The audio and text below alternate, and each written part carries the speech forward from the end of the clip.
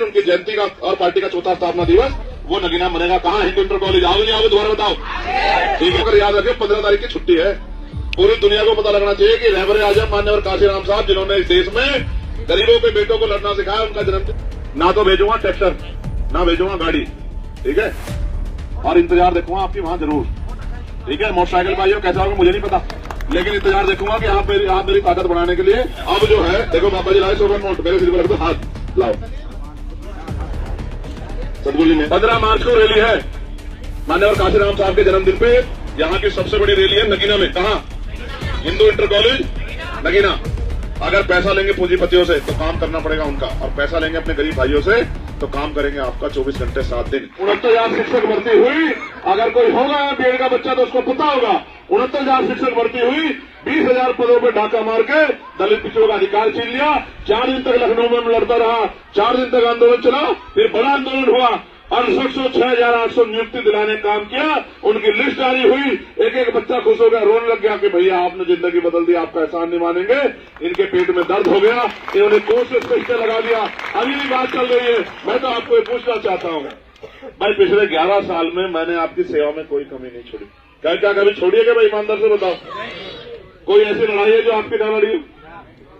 कोई भी हो, किसी जाति धर्म का हो, किसानों की लड़ाई हो, महिला पहलवानों की लड़ाई हो, नौजवानों की लड़ाई हो, 69 शिक्षक भर्ती का मामला हो, पुलिस भर्ती का मामला हो, SCN पर एनआरसी का मामला हो, कोई ऐसी लड़ाई नहीं जिसको मैंने नहीं लड़ा।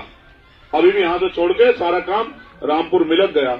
मिलक में जाके उस मां के आंसू पूछे, उस सीईओ को, उसको SDM को हटवाया, उनके खिलाफ मुकदमा दर्ज करवाया, उनकी जो तमाम तरह की उनकी योजनाएं जो मिलनी है उनकी व्यवस्था कराई। डीएम से कहा 10 दिन में इनकी मदद करो, इनको लाइसेंस और सब चीजें दो, नहीं दोगे तो आंदोलन होगा।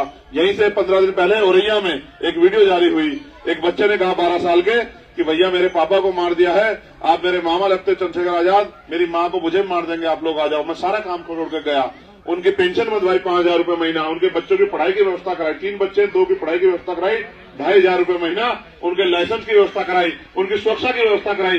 भाई अभी तो मैं यही कर सकता हूँ लड़ भिड़ के, लेकिन जिस दिन मेरे हाथ में कलम की ताकत होगी उस दिन मैं बताऊंगा कि अपने भाइयों बहनों के लिए, अपनी माताओं के आंसू पूछने के लिए चंद्रशेखर आजाद क्या कर सकता हूँ। भाई मैं आपको आज पैसा नहीं दे सकता मेरे भाइयों बहनों माताओं बुजुर्गों, मैं आपको पैसा नहीं दे सकता क्योंकि मैं तो 24 घंटे 7 दिन यही काम करता हूँ। आपने देखा मुझे कोई नौकरी करते, कोई दुकान चलाते, रोजगार करते? मेरे पास तो कुछ भी नहीं है।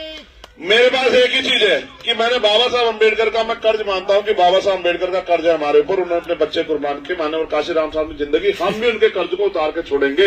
हम भी अपने जो सोचते थे कि गरीबी बेबसी लाचारी खत्म हो और हमारे लोगों की आंखों के भी आंसू सूखे, इनके घर में भी सुख शांति आए, इनको भी रोजगार मिले, इनके भी अच्छे घर बने, इनको भी खाने के लिए अच्छा राशन मिले, इनको भी पहनने के लिए अच्छे कपड़े मिले, इनको भी पीने के लिए साफ पानी मिले, इनके भी राज कहा जाए, तो हम तो उसके लिए प्रयास कर रहे हैं। लेकिन अकेले तो नहीं कर सकते भाई, ये तो आपकी मदद के बिना संभव नहीं है, ठीक है।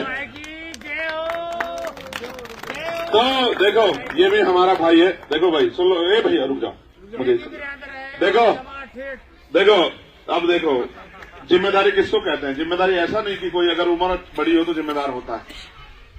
देखो जिम्मेदारी समझने से होती है। जिसके माँ बाप बचपन में छोड़ के चले जाते हैं वो भी जिम्मेदार हो जाता है, नहीं हो जाता है, ठीक है। और जिसके माँ बाप जीते रहते हैं वो 50 साल का भी होकर इस तरह के बेकार काम करता है। अब ये भी मेरा भाई, आप बताओ इसके बच्चे क्या महसूस नहीं करते होंगे कि भाई हमें बहुत सारी चीजें जरूरत है, हमारे पिता कुछ करते नहीं? बताओ करते हो नहीं करते होंगे? तो फिर अब ये तो बेचारा, ये क्या बहुत सारे लोग अपने सुख अपने बारे में सोचते हैं, परिवार के बारे में नहीं सोचते। लेकिन मेरा तो परिवार आप सब लोग हो, मुझे तो सबके बारे में सोचना है। तो मैं आपसे अपील करूंगा कि भाई इस लड़ाई में आप लोग मेरी मदद कराओगे नहीं कराओगे? आप दोनों हाथ उठा के बताओ, धोखा तो नहीं करोगे? पक्का? भाई धोखे से अच्छा होता धक्का आज मना कर दो कि भाई आपके साथ नहीं है। हमें ये कह दो मुझसे कि भाई हमें होगी गुलामी की आदत, हम तो ये 5 किलो राशन में खुश हैं, हम तो दुश्मन के साथ है, आपके साथ नहीं। तो मैं मान जाऊंगा, मैं चुपचाप चला जाऊंगा, आपसे नहीं अपील करूंगा। लेकिन अगर आप ये समझते हो कि मुझे लड़ाई लड़नी चाहिए तो फिर आप मेरा साथ दो। बताओ दोगे नहीं दोगे? हाथ उठा के बताओ। अच्छा एक चीज और है भाई, ये भी सुन लो, 1 मिनट सुन लो भाई, 1 मिनट चुप हो जाओ भाई, 1 मिनट सुन लो। ये भी मैं आपसे कह रहा हूं एक चीज बहुत जिम्मेदारी की, कि अगर आप ये सोचो कि अकेला चंद्रशेखर लड़ लेगा तो भाई लड़ नहीं सकता है। उनके पास इतनी तो इंटेलिजेंस है, सारी मीडिया है, सारी पुलिस है, सारे अधिकारी हैं, सब कुछ उनके पास है। उनके नेता विधायक भी चंद्रशेखर आजाद तो सड़क पे है, जब तक आप चंद्रशेखर आजाद नहीं बनोगे तब तक लड़ाई जीती नहीं जा सकती। आपकी जेब में फोन है। चंद्रशेखर का साथ देंगे, समाज पार्टी हम साथ देंगे। अरे भाई हम वोट देंगे, वोट देंगे। अच्छा एक मिनट चुप हो जाओ, मेरी बात तो मानोगे? ठीक है, मेरी बात को सुनो। जब तक आप चंद्रशेखर नहीं बनोगे तब तक बात आगे नहीं बढ़े। आप पे फोन है, यहाँ हमारी बहनें रहती होंगी, आसपास के गांव में हमारी चाची, भाभी, ताई, बुआ बहुत सारे रहते होंगे ना।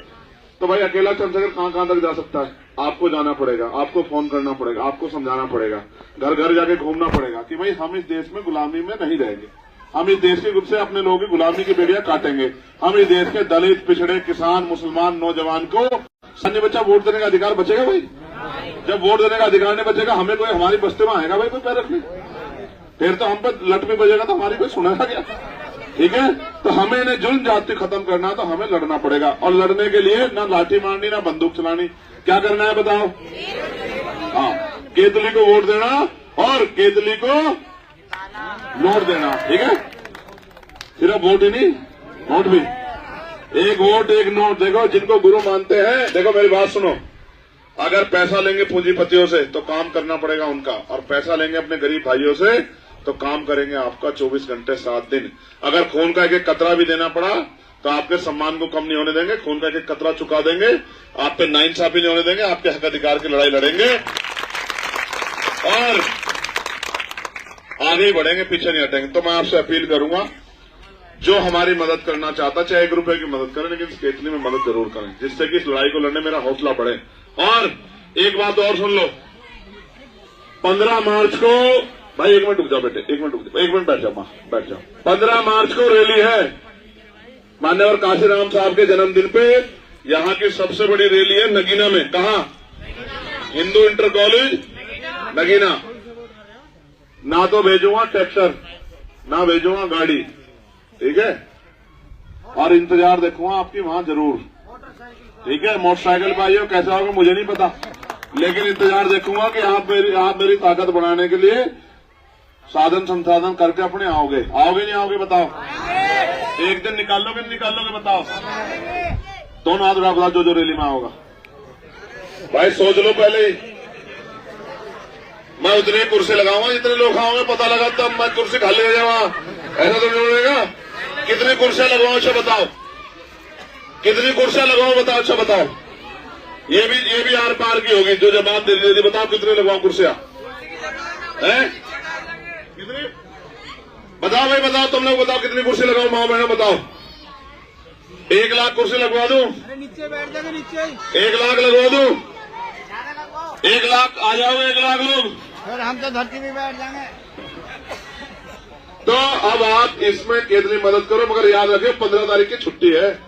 पूरी दुनिया को पता लगना चाहिए कि रहबरे आजम मान्यवर काशीराम साहब, जिन्होंने इस देश में गरीबों के बेटों को लड़ना सिखाया, उनका जन्मदिन, उनकी जयंती का और पार्टी का 4था स्थापना दिवस वो नगीना बनेगा। कहाँ? Hindu inter college. आओगे नहीं आओगे दोबारा बताओ? ठीक है, अब जो है देखो बाबा जी लाए 100 का नोट, मेरे सिर पर रख दो, हाथ लाओ, सदगुरु जी मेहर करें और भगवान बुद्ध की करना हो सब पे पैर भी छुआ करते हैं। भाई हाथ मिला करें, पैर नहीं, पैर छुना। बाबा साहब के खिलाफ मत जाओ, बिल्कुल मत जाओ बाबा साहब के खिलाफ। क्या हाल है? ठीक हो? मैं पहनता नहीं बेटा, माला पहनता नहीं। बच्चे माला पहननी उस दिन छोड़ दी थी, हाथरस की घटना के बाद। माला पहनूंगा जिस दिन देश की सारी